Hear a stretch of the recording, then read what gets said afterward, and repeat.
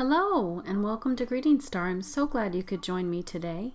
I have a card for you today that I made using supplies from the Spellbinders 2021 card kit of the month for April. It's called Sincerely Yours. I'm using this piece of paper here that came from my own supplies, and this is a card base that comes in the kit. You get 10 of those envelopes. The stamps that comes in the kit, I'm going to be using those two stamps there that I just touched with my finger, and I'm going to create a little scene on this card panel. This card panel is 1/4 of an inch shorter all the way around, so that way I'll have a little bit of a border. It'll just be a white border on my card, and I'm going to be using some archival ink once I get these stamps positioned where I want them.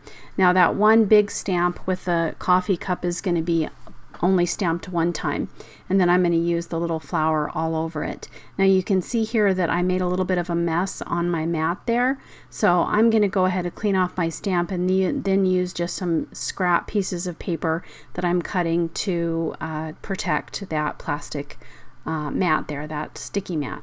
And then I'm going to stamp the rest of my flower images all around on that card panel there. And then I'm going to color them with watercolor ink. So that's why I'm using that archival ink, because I don't want it to run or bleed when I use the water. Okay, so I'm just going to stamp that little flower all over to fill in that page there. And I did leave a lot of space between them. Didn't fill in the spaces in between the flowers, I guess I should say. So I know a lot of times when I do this, I like to fill it in. I'll take one of my gel pens and just do little dots, sort of in the shape of a triangle or something like that, to just fill in the space between the flowers. But I didn't do that this time, so if you'd like to do that, feel free to do so. I'm just going to go ahead and just leave it with the flowers today. Make it simple and easy and quick. And that's what I seem to be enjoying doing lately. So once I'm done with that, I'm going to use my their Real Brush pens by is that Kuretake? Zig? I'm trying to think who it's from. I'm looking over at my desk and I can't remember and I can't see, so I'll leave it linked down in the bottom for you. I use them all the time.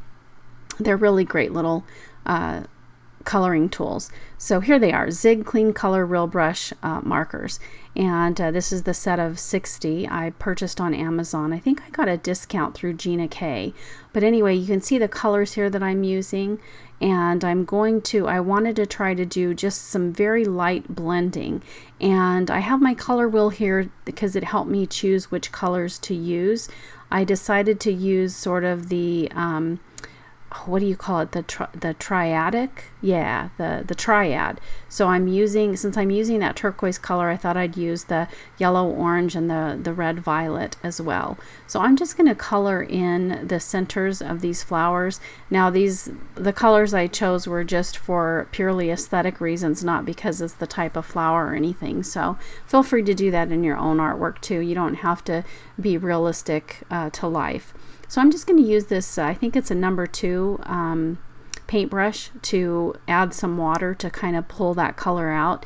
Now, I may have done better to go ahead and do these one at a time instead of coloring all the centers, because you can see I'm not pulling out very much. So I went ahead and just put some more ink on that little acrylic block there, and then that way I was able to fill in that portion, so there's not such a stark contrast between the color, the darker color and the lighter color. But you can still see that there's a difference, and that gives it a little bit more life, a little bit more dimension. So I kind of like that.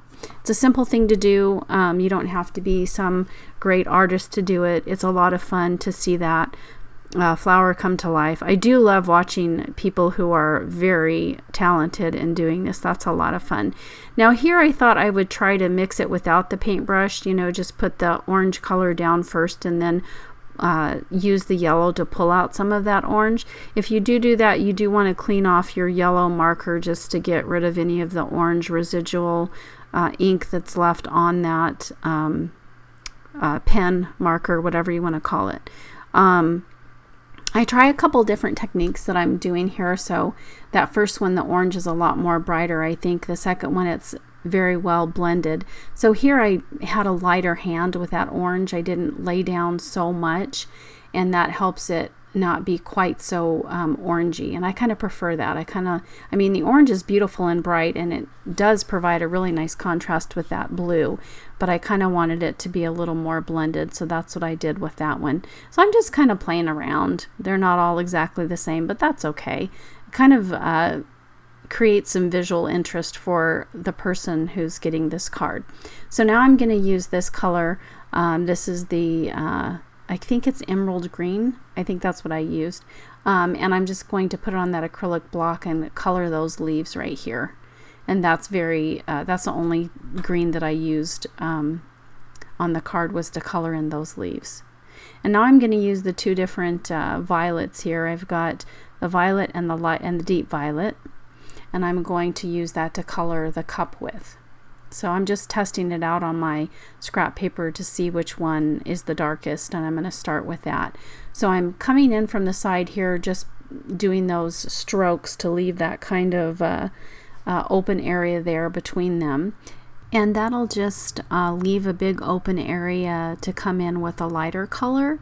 My goal in doing this is just to try to create a cup that has that rounded look to it. So now I'm using that lighter color there, but I think I decided to come in with a different color, an even lighter color, because those two were too much the same. So so now I'm just using this one, and that's going to give that cup a little bit of a look of a roundedness, I think, once it dries and kind of blends a little bit better. And then I'm just coming in with that dark to mix it in and going back over it again with that lighter color.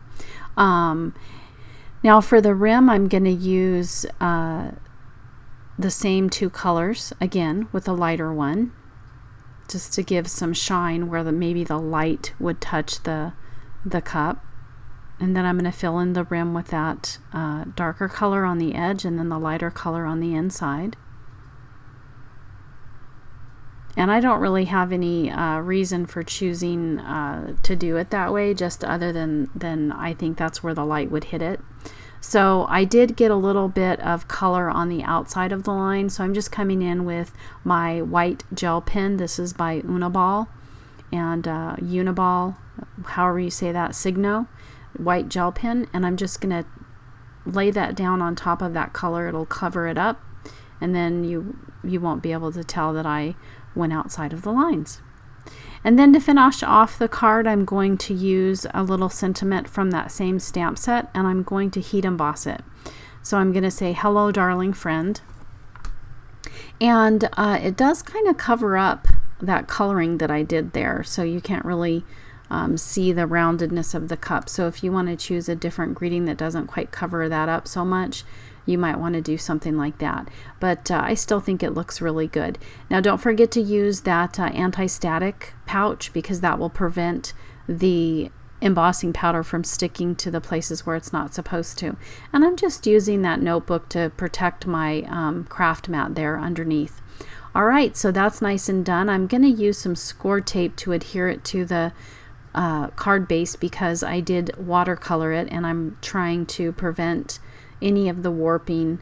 There wasn't hardly any warping, but still, just to make sure that that card panel lies flat on my card. So that's it for my card today. Very simple and easy. If you'd like to add more details or embellishments, feel free to do so. But thanks for joining me. If you liked it, please give it a thumbs up, a like. And if you'd like to see more of my videos, don't forget to subscribe. And I hope you had fun, and I hope you have a wonderful day. Bye-bye.